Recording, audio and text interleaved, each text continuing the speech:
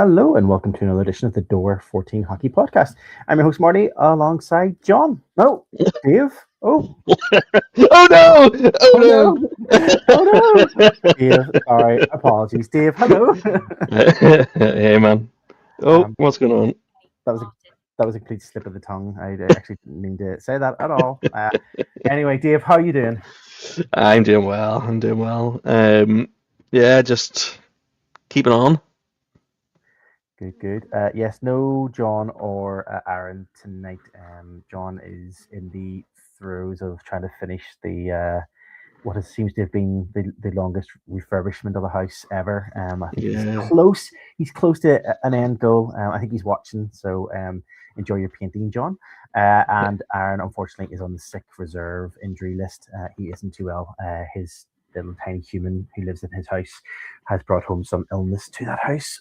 So we know how that feels. It feels like there has been no single week since the start of this year that we haven't had something come home from creche. Yeah. Yeah, so we Petri know. dishes. Oh my God, we know exactly how you feel. So hopefully you're feeling better too.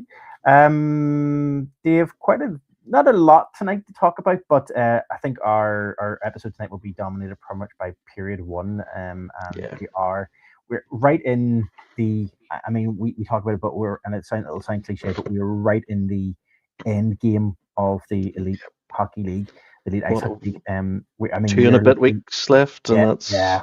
I mean, we are right there towards. We'll get into it in a second. We have our first silverware has been awarded in the elite league, and we are about to find out who's going to get the second one in the next we also 2 weeks, probably.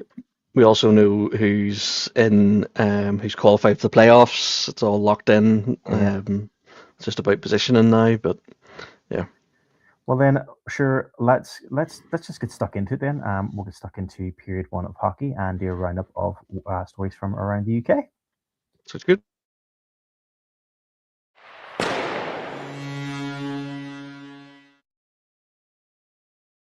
Okay, period one it is, and as we mentioned already, it is stories from around the UK, mainly focusing. Well, no, there's another story from the NIHL coming up at the end of this period, but let's start off as we always do with the standings in the Elite League as of the 19th of March 2026.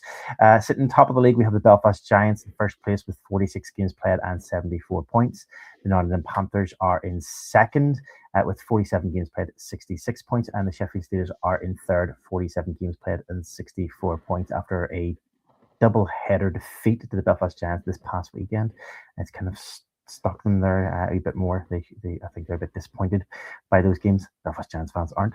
Cardiff Devils are in fourth with 47 games played, 63 points. The Manchester Storm then are next down in fifth place with 46 games played, 55 points. The Guildford Flames are in sixth with 48 games played at 54 points. Coventry are in seventh, 47 games played, 51 points.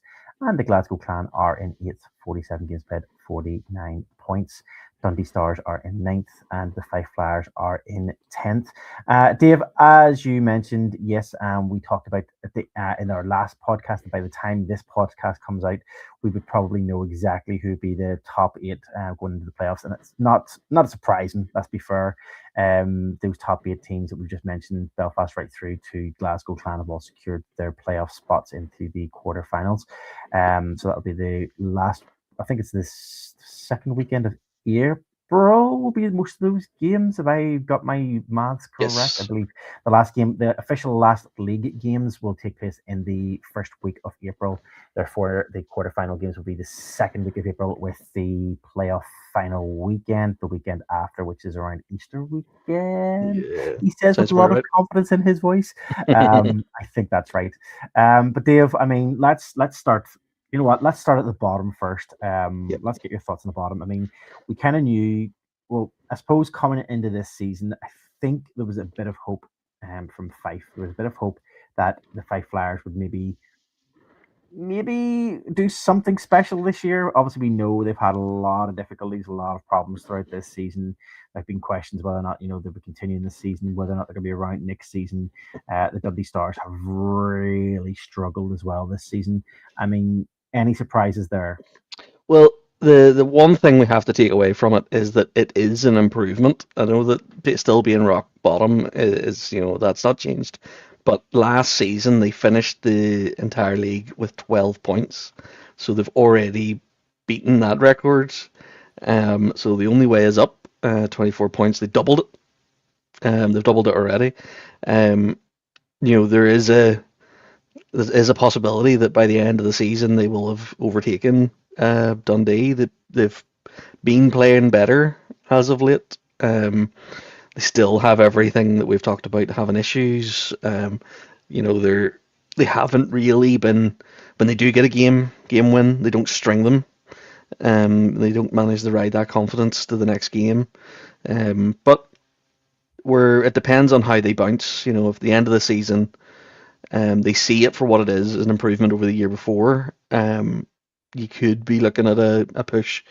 And if these things with a massive change in ownership, change in coaches, recruitment changes, it's going to take a while. I think a lot of fans, especially in the Elite League, expect instant results from a change, and sometimes it takes a year or two.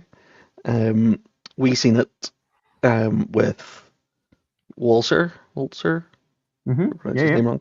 Where we had to regroup, rebuild, and go from there after coming after Doug. You won a few trophies under Doug Christensen with a certain style of hockey. You change coach, you end up with a different style of hockey. And it takes a while to get the team to gel in. We would have been very lucky with Kiefer, because he has bled Teal for so long that he almost got complete buy-in from the room from day one. But you do see, days where it's like the start of every season for the Giants. You think the sky was falling, and I think that sometimes you just need to give it time to settle in. And I think Fife, the shoots of hope are there. And maybe next season, if they've got all the dirty laundry and skeletons out of the cupboard, they'll be able to move forward in their best foot. My concerns with Dundee. Yeah. There's no reason why Dundee should have performed like that. They recruited pretty well. They have a known commodity in their coaching staff, and I would have hoped to have seen a lot more, considering they did so well last year. I say so well, they were 8th, but there was no improvement on last year. So it's going to be an interesting one to watch. I do not like seeing the 3 Scottish teams at the bottom there. So let's get your thoughts on that, Dave, because obviously you mentioned the Dundee Stars. Obviously you unfortunately missed the last episode for a podcast, and we talked in the last. But I'd be interested to get your thoughts on this. We talked in the last episode about the fact that the Glasgow Clan ownership have bought out the Dundee Stars, and they've bought over the Dundee Stars, and now ownership. They now own the Dundee Stars, and moving forward, as of next season, the Dundee Stars will be under the same umbrella organisation as the Glasgow Clan. So obviously that organisation has put some investment in behind the Glasgow Clan. TV deal. There's TV exposure. They've tried their best to try and improve things for the overall especially student experience, the overall fan experience. I mean, for Dundee, is this something then that possibly is going to work in their favour in terms of having this new ownership? I guess what I want to know is what's your thoughts and your take on that ownership, because we didn't get them in the last episode. It's always it depends on how they take it. If they take it as just like an ownership stake and they're pushing it as a franchise, like as a business, then there will not be any issues.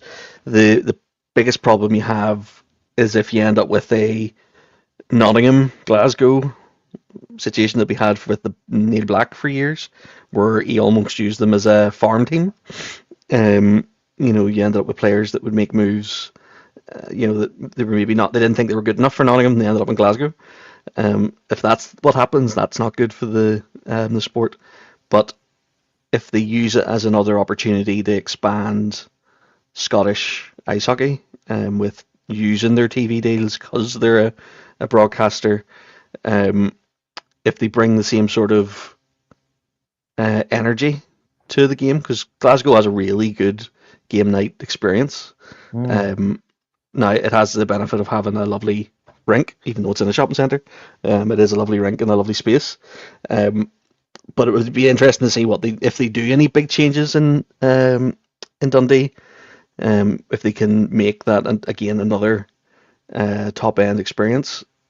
There's but it's a different market as well. I know that they're not in Glasgow, but it's still a more city market, if that makes sense. I know Dundee's not Yeah, yeah, wee, but yeah. there's they pull the people in from Glasgow. But we'll see. It'll be. I don't think it's a bad thing. They've got deep pockets. We know that. And hopefully we see a good even spread. And we'll keep an eye. I wonder if the plan is for them to continue that sort of purchasing trend. Well, we do know, and we mentioned this as well. The rumored Dublin franchise, which is potentially coming in the near, not too distant future. I suppose the ownership of that also belongs to the same, basically owners of Glasgow Town. So it belongs to Michael. I was going to say Rourke, but I don't think that's correct. I think that's right. I think Yeah. So he owns, or he has first buy-in for that franchise in Dublin as well. So I mean, he could have 3 on the go in the league I wonder, if that all wonder happens. if Neil Black would pull the trigger on his London franchise if that ever happened. It would be Exactly. I know exactly. That was always the big rumor. But we never know. I suppose let's switch our attention, Dave. We talked about the bottom. We talked about Fife. We talked about Dundee and their woes this season. And pretty much that's it, done for them. I think early golf for those guys this year. Let's switch our attention to where the competition is still hot and heavy. And that is we'll give the benefit of the doubt. We'll say the top 4. We'll give Cardiff Devils the benefit of the doubt. They're only 1 point behind the Sheffield Steelers, and that's 3 points behind the Nottingham Panthers. So there could be some. Could be. But let's talk about the fact that the Belfast Giants now have a run in over the next couple of weeks. So we've got, I think we have, as you said, we've got about 3 weeks left. We've got the Belfast Giants have a double header this weekend against the Glasgow Clan home and away. Then the following weekend, which is the last weekend of March, the Belfast Giants have a double header against their closest rivals, the Nottingham Panthers, double header at home. So if my math is mathing, and I think I'm slightly correct with my maths here, the Belfast Giants, and again, I don't want to jinx anything, but the Belfast Giants, if the Belfast Giants win both games against the Glasgow Clan this coming weekend, so both home and away, the Belfast Giants could lift the trophy. Well, Belfast Giants could lift the trophy the following weekend if they beat the Nottingham Panthers. I think 1 game at least, roughly. I think they need 6 points. Yes. To take it beyond reach. Yes, and my understanding as well is though that is there someone can move. I should have looked at this 100%, and my math is kind of like my brain was just like it's Thursday at the end of a busy week. If Belfast win both games and not even lose in regulation during this weekend, the Giants could actually win the title on Sunday, I believe. If I remember correctly, that's what I believe. Oh, there we go. Yay! My brain is working. Yeah, that's exactly what I had. My brain's working, which is great. So, Anthony, just confirming, if Belfast win both games and not even lose in regulation once during the weekend, the Giants take the title on Sunday night. There you go. My brain was working. Thank God. Yeah, so that's kind of where we are. The possibility the Giants could walk away on Sunday night. Which is a possibility. They could walk away on Sunday night as the title champions. Probably get the trophy the following weekend then, because I doubt they'll have it on. Oh no, never know. So I don't know. It's what's your thoughts, Dave? I suppose we don't want to jinx anything, but what's your thoughts in terms of the run-in for the next 2 weeks anyway? It's the Giants will need to treat every game as if it is a cup final. Glasgow, yes, they've nothing to prove. Maybe they've an opportunity to pick up some spots to move them further up that list, but they've already made the playoffs. But they will want to try and keep their momentum. And worst thing in the world is that the Giants go in thinking they're winning a game. It could knock it completely the wrong way. So it's about keeping the mindset right and getting in and doing the job. Kiefer's old ones get the work boots on, and because that's the only way they're going to win. Is work through it. They talked about that on Sunday in Sheffield, and it's grinding out the wins and winning those games that you think you've lost after the first period. Keeping your head up and pushing through it. I would say every single game between now and the end of the season will be that.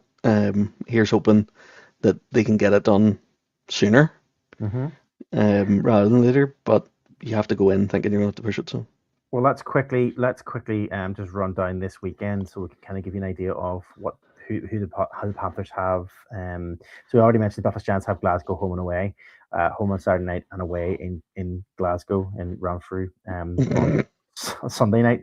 The Nottingham Panthers will take on the Sheffield Steelers.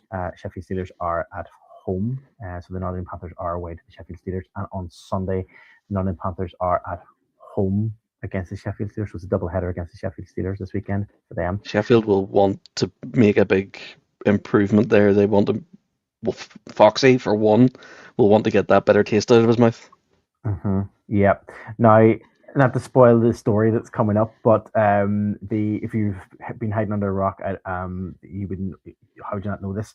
But the other thing as well is, this is quite common. This does happen quite often. Is we know that when a team wins a piece of silverware, Nottingham Yes. Panthers, there does tend to be a slight hangover for a game or so.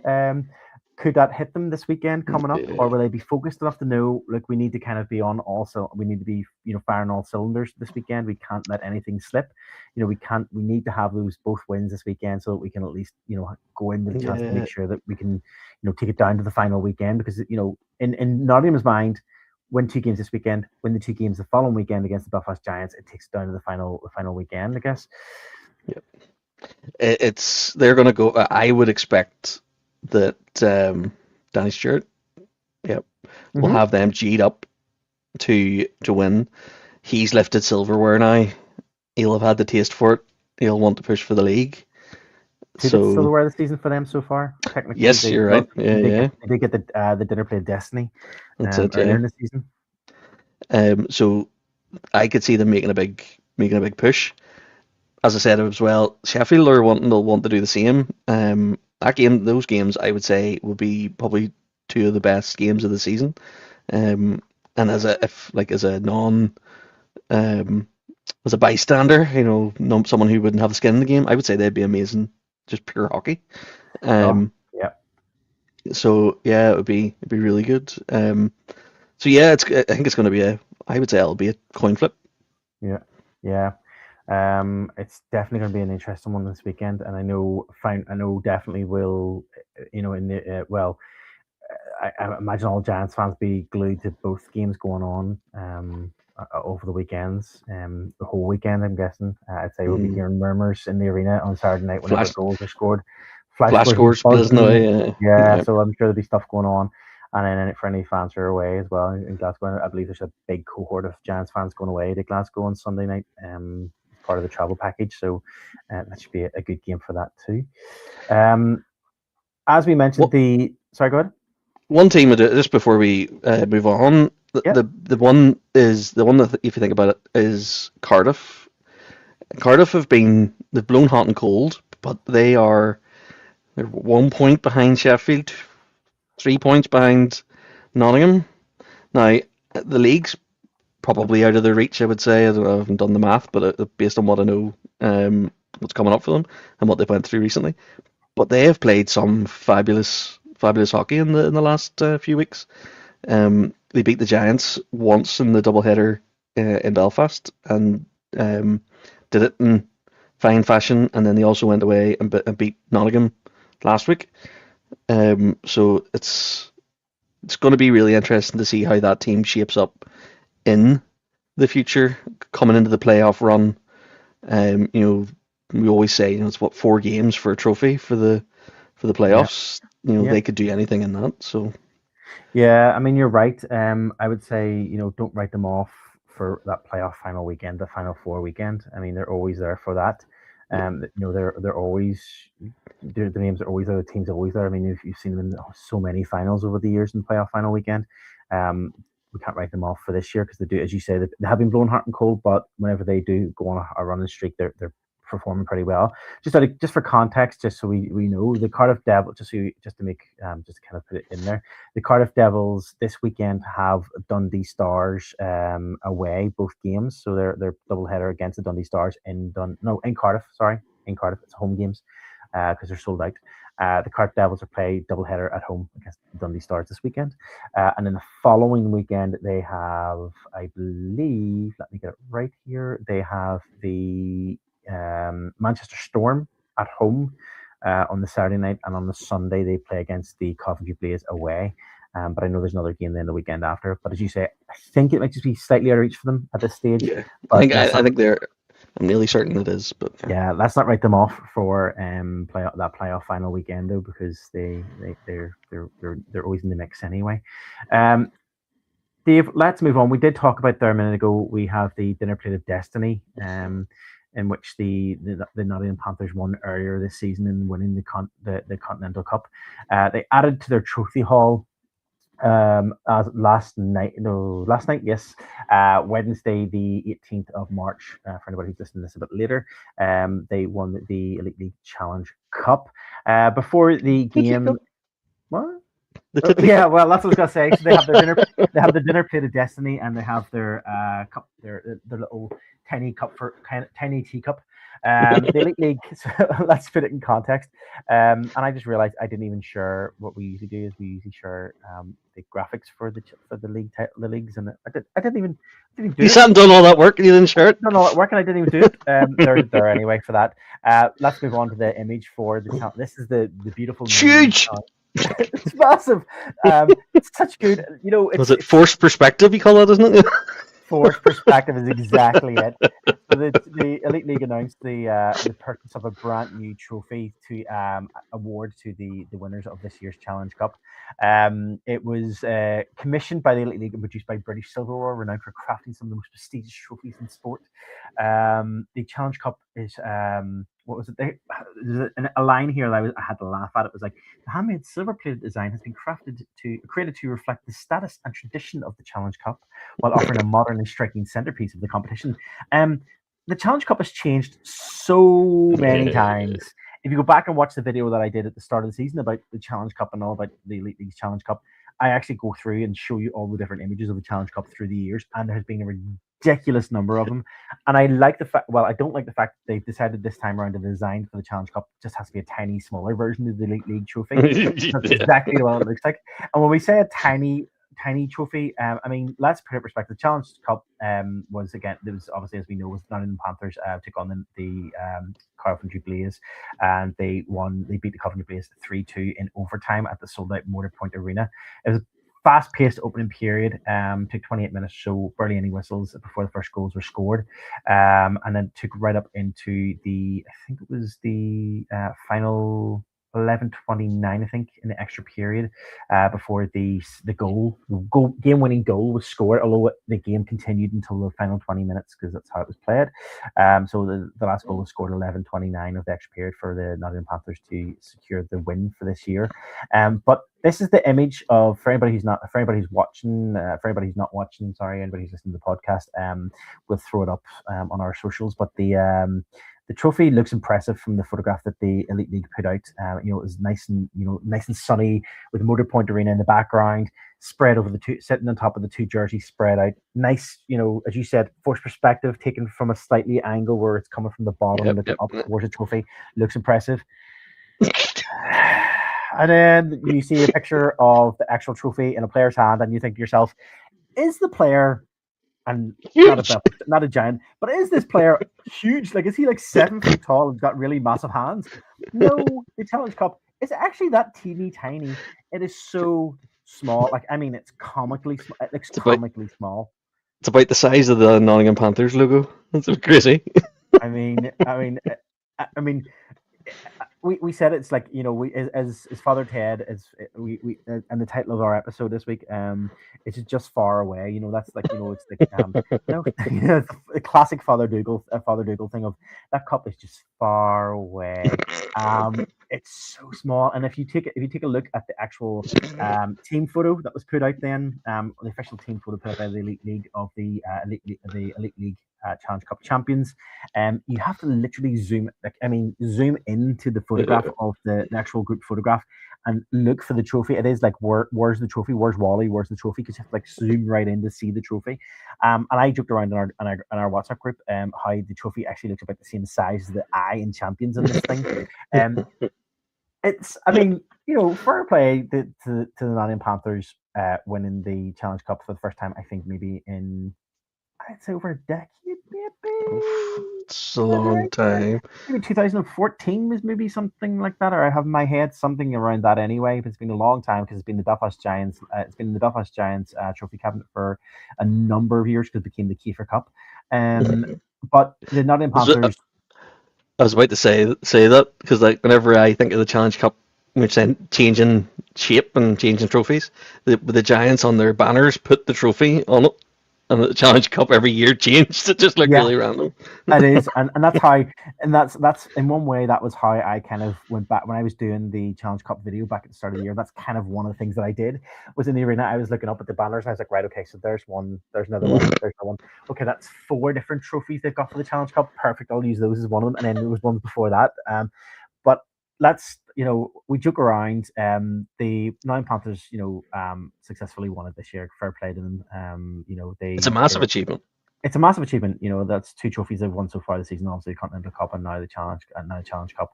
Massive achievement for them, especially after such a hard year the previous year, and obviously the playoff final weekend last year they won the playoff finals. And we talked about how they've become a bit more of a dominant team this year, and we've seen them kind of coming through the Elite League and even having dominant performance at the start of the season, where they set top of the league until the Giants overtook them and everything else.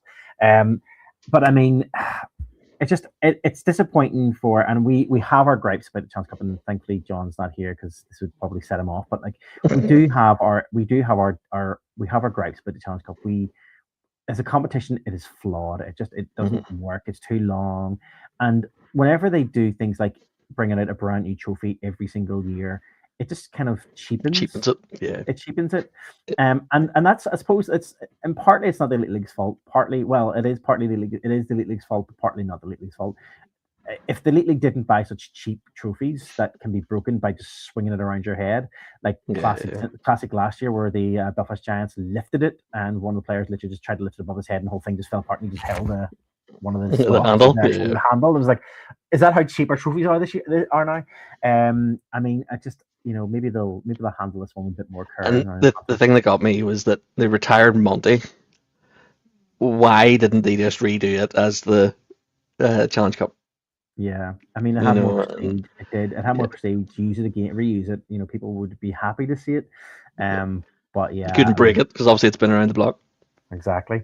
But yeah, Challenge Cup this year. The 2026 winners are the Nottingham Panthers. I don't know if you've chatted about it. The last one, did we know the home seedings and stuff? We talked about the fact that in the last episode about the fact that the shit show that was the decision to hold it in the Nottingham's rink because the Coventry one was not fit for purpose, and that the Coventry players would have home advantage as well as the choice of colours of jerseys and all that sort of stuff. And we know that did happen. They got to wear their blue jerseys, their home jersey, blue jersey. But they were in the away locker room, and they got to face off and shoot into the zone that they wanted to twice. So I suppose they had the advantage that way. But yeah, you just get the feeling that no matter which way you look at this, Nottingham Panthers had a home game. No matter which way they had a massive. They walked in with a massive advantage, and I know you've probably talked about it to death, but that's a difficult building. I'm sure it's a difficult building. It's not like you have done it, but it's difficult as a fan. It's a difficult building to root for the away team, and I'm sure it's even worse for players. No matter what, that was an away game for them. Like it was. Yeah. Yes, they got obviously the changes and stuff and shooting directions and colours, but you would love to have seen. I personally would love to have seen that in Coventry. I don't really care about. I know that capacity and money and all that jazz makes the world go round, but I still think it would have looked so much better in a proper home game. And if you're not going to be able to do a home game at this stage, you already knew that 8 other teams could have used a rink. You could have had played it in the Sheffield, or you could have played it in God knows where else you want. You know, there's no point in just saying, we'll pick. And that's come from a Giants, and we've had that. You know, the rule has always been that the highest seeded person gets the, and we've been lucky enough that that's been to our benefit. But you can't really change these things at the nth hour. But hey, No.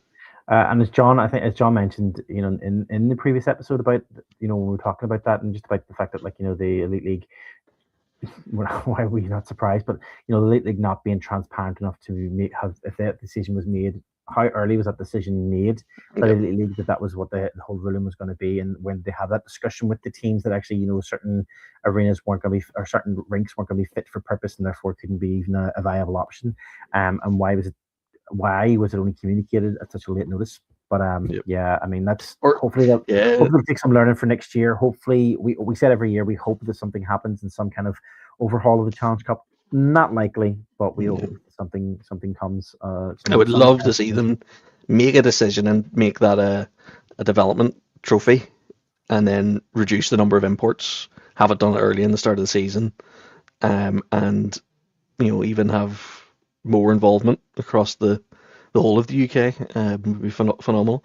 But yeah, I think they need to do something to make it fresh, and they need to do something to to use it. It's an easy way to use it for developing younger talent on a larger scale, and that, you can get that done.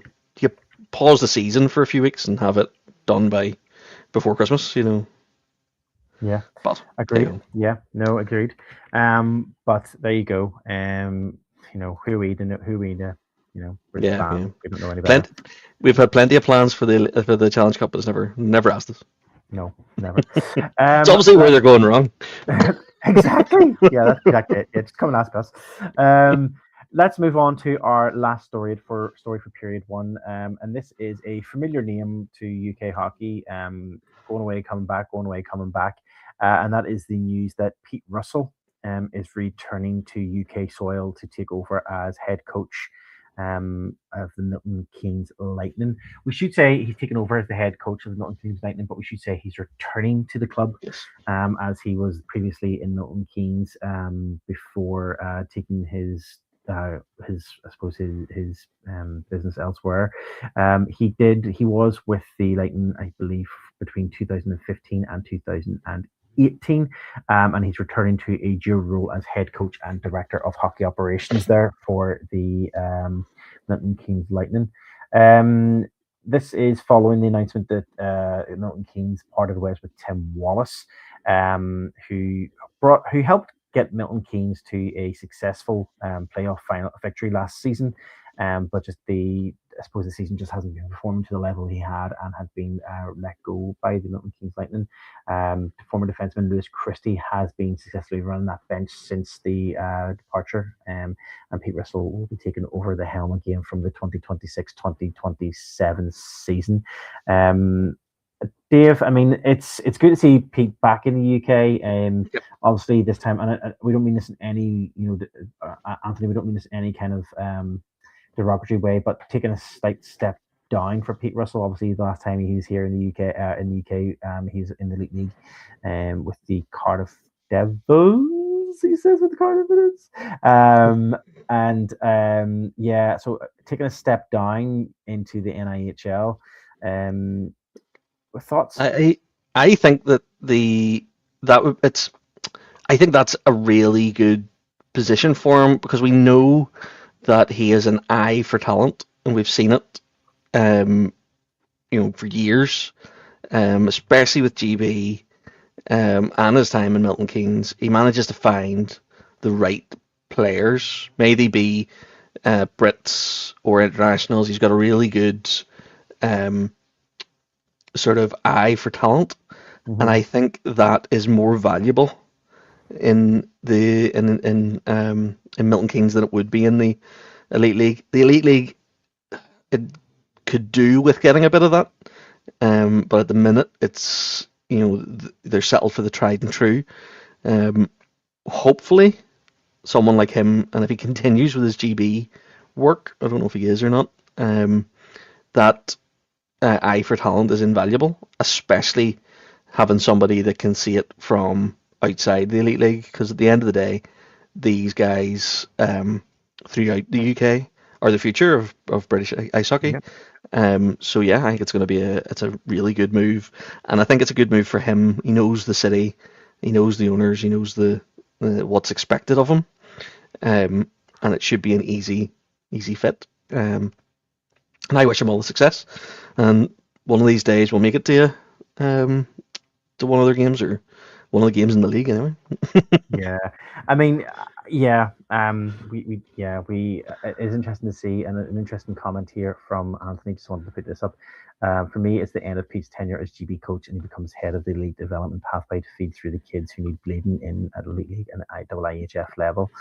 It's kind of just exactly what you said there, Dave. In terms of he's kind of there, he's kind of good well placed to kind of look at that budding talent for the next stages of like who's going to be coming through for UK talent, local homegrown born players to appear in the league, because we talked about it last season, we talked about it a bit this season.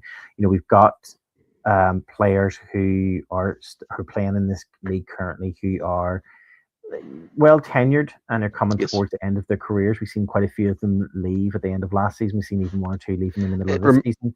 It reminds me of whenever Colin Shields and Farmer started to age out and move on.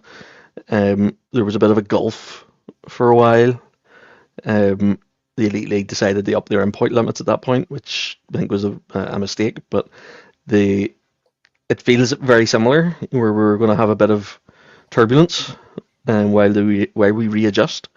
But there is loads of not loads, but there is players out there that could easily make the step up. We've seen it with Alderson in Fife playing really well, and then they decided to ship him down again, which I think was a mistake. We've seen Mark Stewart in Coventry doing a great job, and then even in Belfast with Curtis Hamill doing a two-way, scoring a couple of goals.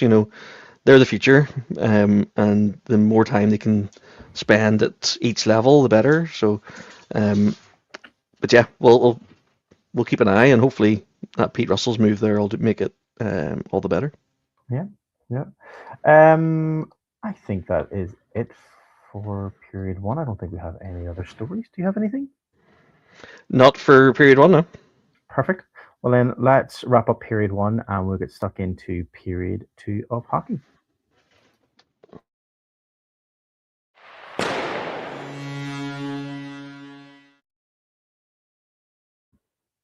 Hello, and welcome to period two of hockey, where we'll talk about hockey from around the world. In this case, mostly the NHL.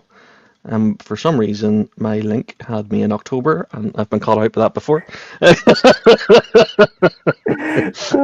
Happens to all.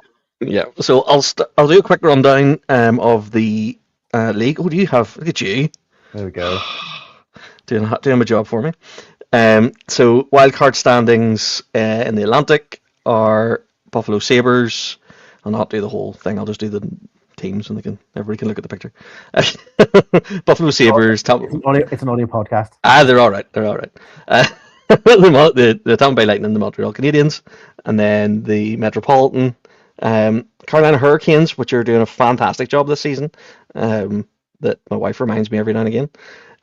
The Pittsburgh Penguins, the New York Islanders, and then the wild card spots there are the Boston Bruins and the Detroit Red Wings. And then into the Central. Same three teams that have been the top of the Central pretty much all season. There's 8 points between them. It's unbelievable. Colorado Avalanche, the Dallas Stars, and the Minnesota Wild have been jostling about for those positions all season. It's unbelievable. The Colorado Avalanche have been an absolute force all year. The Pacific, we have the Anaheim Ducks, Edmonton Oilers, Sheffield Steelers. Oh. Edmonton Oilers, don't know where that came from. The Vegas Golden Knights, and the wild card is the Utah Mammoths and the Seattle Kraken. Um, One thing to note that we're coming into the business end of the NHL as well.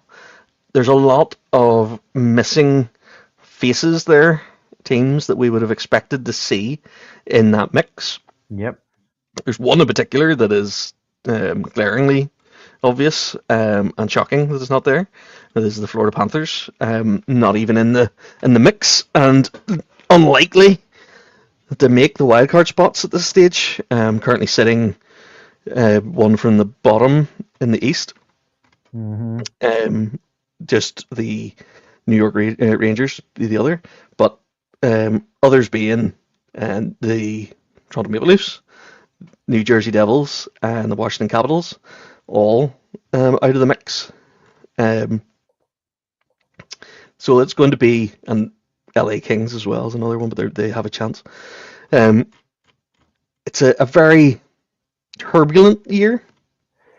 It's definitely been one of those years. So just we are we're less than a month away now to the start of the Stanley Cup. The Stanley Cup, I think, starts on the 18th of April, so we're less than a month away to the start of the Stanley Cup. And yeah, as you said, this season has been one of those seasons where there's been some names that have been surprising to see have been back on the rise and performing pretty well. Buffalo. Yeah, Buffalo won them. Pittsburgh Penguins pulling things around this season and actually performing pretty well again this season.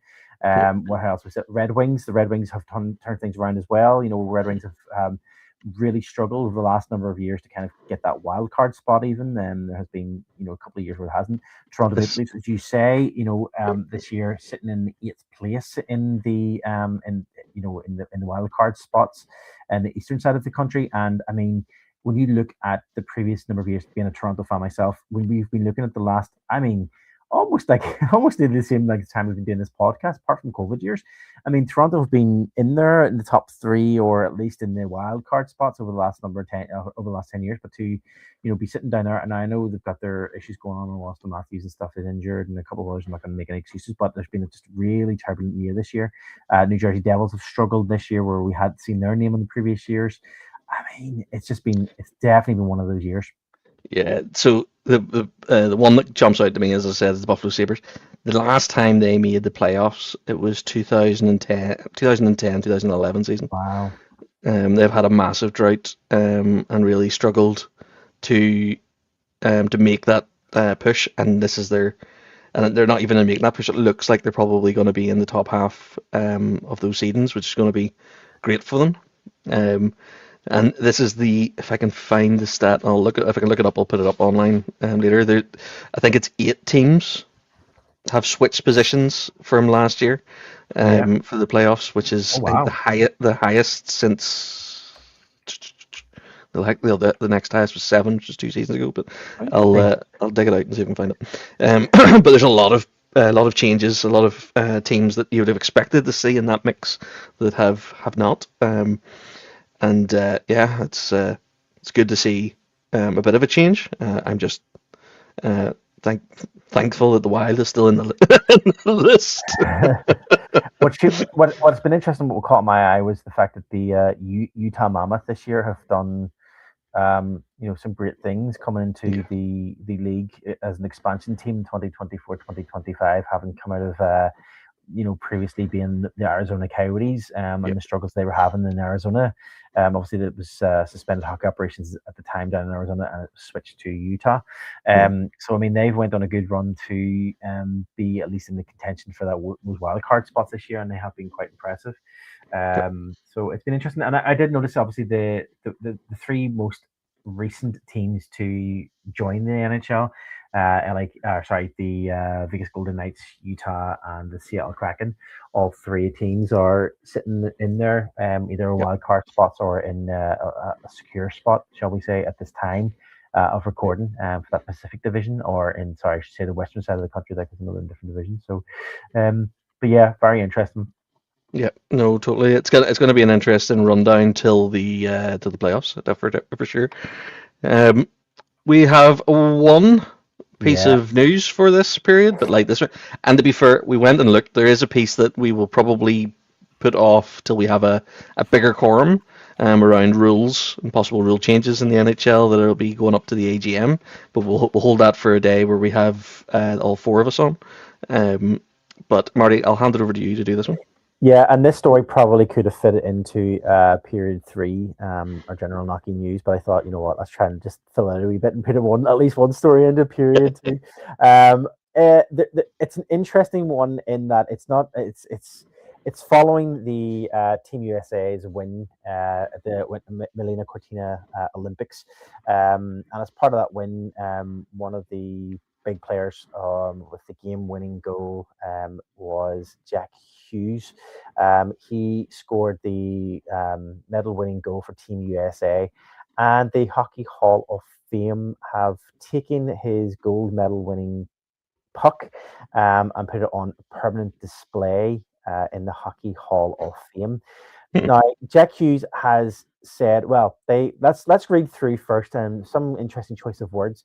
What should be noted first was Jack Hughes made a comment a few weeks back, or about a week or so ago, talking about the fact that he knew this was happening, and he said it was a really great honor for it to be picked up and it was going to be displayed, and it was a great honor to have something of his being in the Hockey Hall of Fame, and he'll go down in history as part of in hockey and blah blah blah blah. And Hockey Hall of Fame have shut out. He basically came out this week and said that he wanted his puck back, and actually that he didn't want it to be in the Hockey Hall of Fame, and that it was actually his, and he wanted it.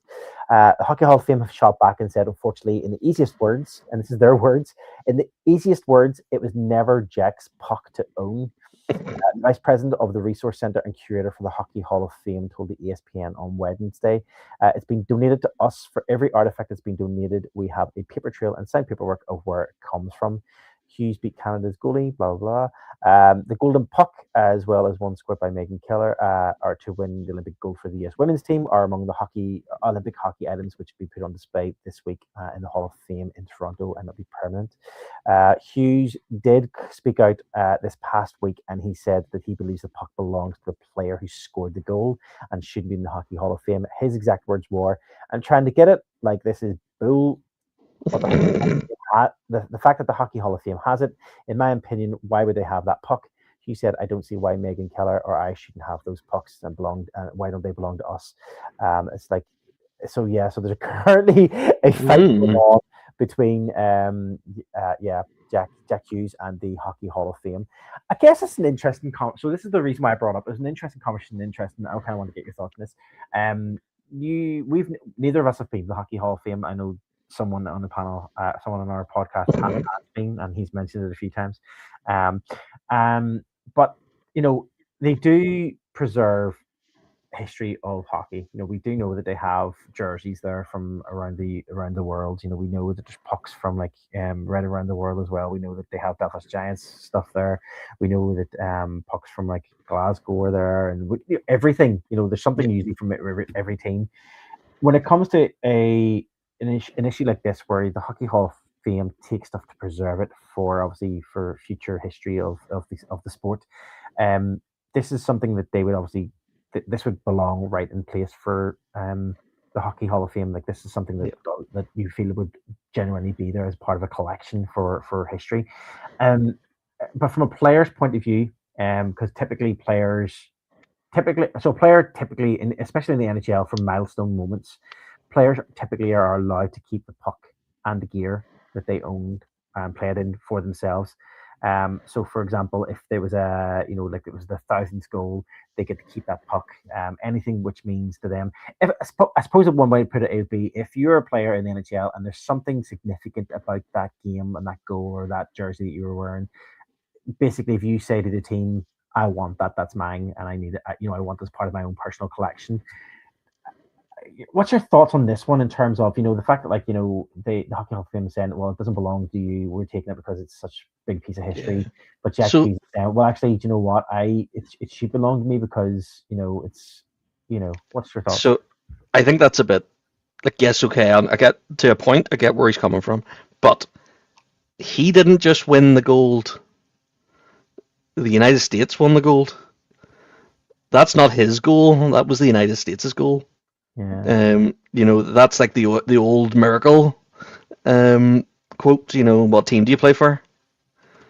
They play for the United States. They don't play for Jack Hughes. He does it for the team, and that if with that respect, it should go to the Hockey Hall of Fame to be preserved for posterity.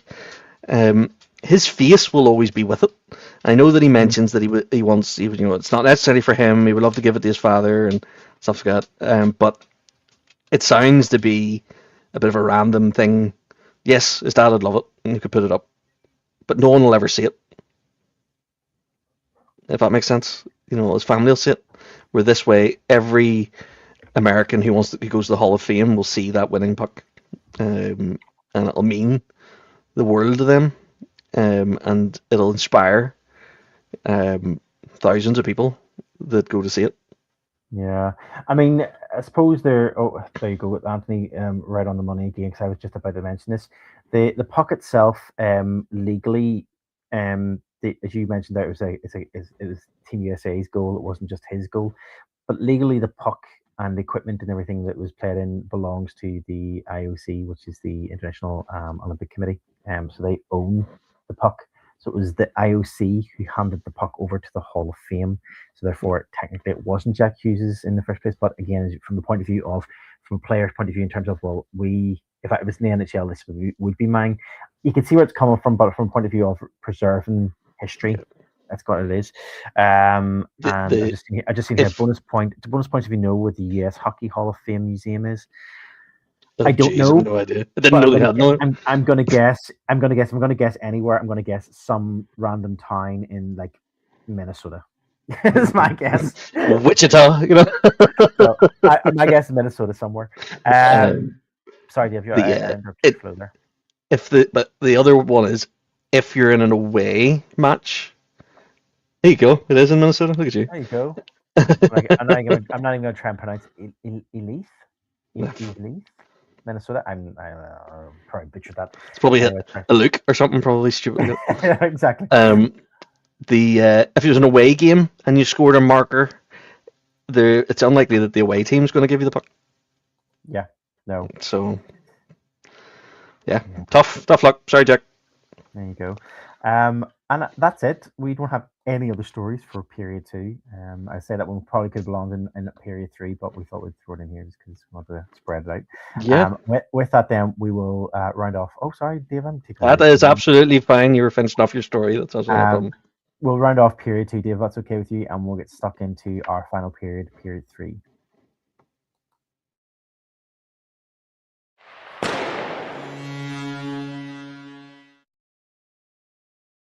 And period 3 then is our general Nucky news. Nucky news is just any other stories that don't really fit in anywhere else that we just kind of want to have a quick chat about. And also, we like to finish off the podcast now. It's kind of like a general rule of thumb with some jerseys that have been shown. And again, it's a quiet time at the moment in hockey because there's very few jerseys. I've got 2 that I kind of have to look for today, and actually one of them dropped about an hour or so before the podcast was being put out, so I had to quickly put it together, and we'll look at that in a few minutes. But let's start off with the first story and the only story for this period, and this is quite a nice little story, and you can see why this story fits into period 3 and what period 3 is all about.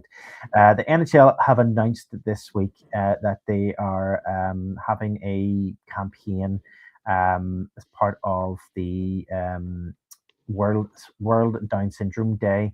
They have teamed up with the Players Association NHL for what they call a thing called Bare Feet, which is players from 4 players in the NHL have designed their own sock collection to support World Down Syndrome Day. For anybody who doesn't know, World Down Syndrome Day, it's also known as Odd Sock Day. The idea is that you wear odd socks on the day as mismatched socks, and you kind of create your own look and unique style. And players who got involved this year are Michael Cargan from the Utah Mammoth, Frederick Gordou from the Seattle Kraken, Dylan Larkin from the Detroit Red Wings, and Charlie McAvoy from the Boston Bruins. I should have put the images up, Dave, and I apologize I didn't get time today. But World Down Syndrome Day occurs each year on March 21st, and on this day of awareness, it's customary to wear mismatched socks, as I said, to celebrate and accept differences. The designs themselves are part of a process that they put together, and each player has designed 2 odd socks to match to make a pair for themselves. First match pair features concepts from McAvoy and Larkin, who came together to design their jerseys, and they kind of then have a variation of sports themed with a natural kind of theme of like nature, which is pretty cool. And then on the other side of things, they have also different variations of like Utah kind of got that Utah feel about it with like the Blue Mountains and kind of that snow feel about them. But Dave, what's your thoughts? I mean, this is a lovely idea, and I like the Yep, fact that you've done that. What I I should think it's amazing. what I should mention, which I completely looked past there, and I didn't mention this, is as part of this process, the the the NHL Players Association donated £15,000 to the American Special Hockey Association, which supports the great game of grassroots for those who for yeah sorry and there was also, I'm trying to find the other part, I think it was an additional 5,000 added on by the NHL as well, so I think 15,000 no €20,000 I think, or $20,000 sorry, has been put together all together for funding towards the grassroots hockey for yeah sorry yes Special I think Hockey it's Association. Yeah, it's a phenomenal cause. I actually buy odd socks for an ADHD charity for regularly. One because I'm terrible at not wearing matching socks, but also I like to give something back every as much as I can. So I think this is a fantastic initiative, and it's a way to support something visibly without it being massively in someone's face. You can wear them under your suit if you're going to work, and still feel like you're giving something back. I do, as I said, I do buy odd socks for an ADHD charity, so I think it's definitely a very worthwhile cause.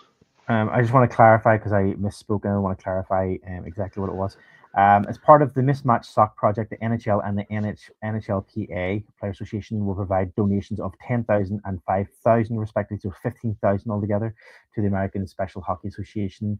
They're supporting the organization's mission to grow special hockey. The grants will benefit ASHA athletes, coaches, and parents by helping create new opportunities and improving access to ice time and equipment.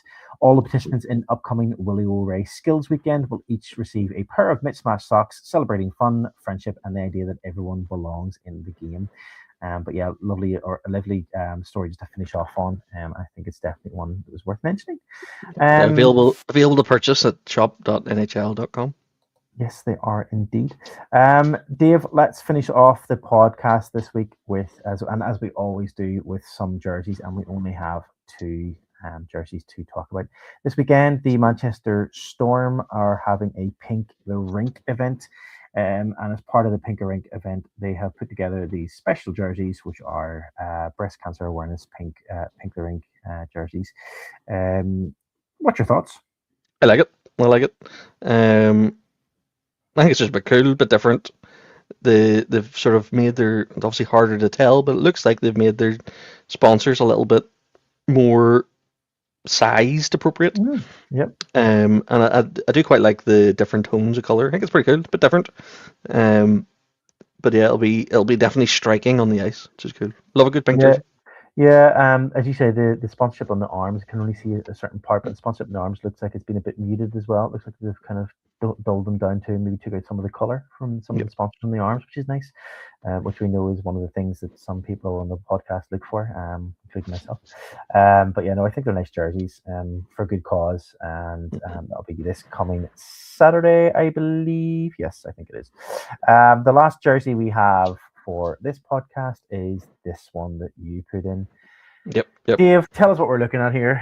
So we're looking at, so this is the Orlando Solar Bears. I think it's for the anniversary of one of the Apollo missions. I'll take it out. But what you see here is the what happens when you put a rink in Orlando, and it's the closest team to Kennedy. You get a spaceman themed jersey with a polar bear in a spacesuit in the sun on the moon. I mean, it's It's a statement. it's a statement jersey. Yeah. I guess it works because obviously it is a Florida team, and I suppose it works for them. But yeah, it's something to behold. Yeah, the definitely the astronaut look about it. I don't know if it's just the fact that they've thrown on the background of like I don't I know. like. Just really weird. I don't know. But yeah, it's definitely a statement piece jersey right there. But yeah, no, it's a fun one to finish on.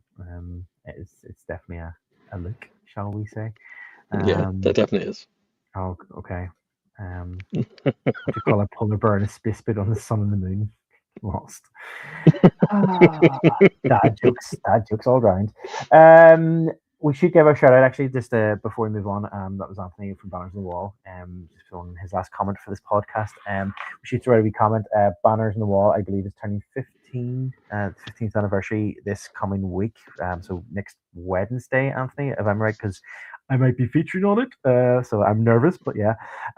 So yeah, don't forget to go over and listen to that podcast next week. Not just because I'm on it, because whatever, but because it's worth listening to You'll, because it's always you'll good yeah, I was entertainment. about to say, Tony will definitely teach you something. You'll not get I any of that sort mean, of knowledge from us. the knowledge is ridiculous. I mean, how it's a bit like whenever I talk to John, and John has useless knowledge in his head in terms of like Simpsons references, Yeah, but like yeah. Anthony has useful knowledge in his head. But then you do wonder, how is he actually able to kind of walk and talk at the same time with having all of that information in his head? Because I'm sure he's had to push something out of his brain somewhere to have that amount of information and knowledge in his head because it's insane. Um, there you go. Tuesday anniversary, Wednesday is the actual What's the Stream podcast birthday party. So there you go. Yeah. Um, John and his useless, was it Girls Aloud lyrics that he blasts out on occasion. yeah, he's a massive Girls Aloud fan. Exactly. I forgot about that. I did live with him for a few years. And yeah, the music videos would be on the music channels. And it'd be like Girls Aloud playing the full blast. You're like, really? Is this what you're doing? So there you go. That's really it for this week. I just see John. There you go. John's on. Got to heat up somewhere. There you go. There we go. That is it for this week, Dave. That's all that's left for us to do is to sign off as we always do by pointing everyone in the right direction for all of our content and everything else. First off, you can go and check out this podcast and all the podcasts on our website, door14hockey.com, and it's on this QR code up here in the corner, which is obscuring my face, I believe. I think it is. And you can check it out there, and that will take you to our website. Check out this podcast, video version of this podcast, and all the video versions of our previous podcasts, as well as our videos that we've been doing over the last few weeks and few months on different aspects of hockey in the UK, across the world, and everything. You can go check it out on our YouTube channel at Door14 Hockey as well. You can follow the QR code for anybody who's watching it on Facebook or anywhere else. The QR code is up there. You can check it out. And lastly, you can check out the podcast socials on this QR code here. Just scan it there, and it'll take you to our Linktree website, which will take you to all of the social media channels. We're on everywhere: Facebook, X, TikTok, everywhere. Mostly at Door 14 Hockey. I think Blue Sky is like Blue Sky dot something. I can't remember that one. It's confusing, but it's Door 14 Hockey anyway. If you want to search for us, but don't forget to come over there, interact with us, come and chat. John goes live every now and again on TikTok, so you can get over there and have a chat with him on there. And just kind of drop us your comments, drop us your thoughts, send us your stories. We always love to read and receive them and get them and put them onto our podcast. Future episodes. We are an audio podcast first and foremost, so you can check us out on all of your podcast providers of choice, and wherever you do listen to your podcast. Don't forget to like, subscribe, leave us a comment, and all those good old stuff. It helps us in the algorithm and getting picked up by other people and getting to hear our podcast for the first time. So please don't forget to do that. And that is it for this week. All that's left to do is to sign off. And I will do that by saying I'm Marty. And if Have a great week.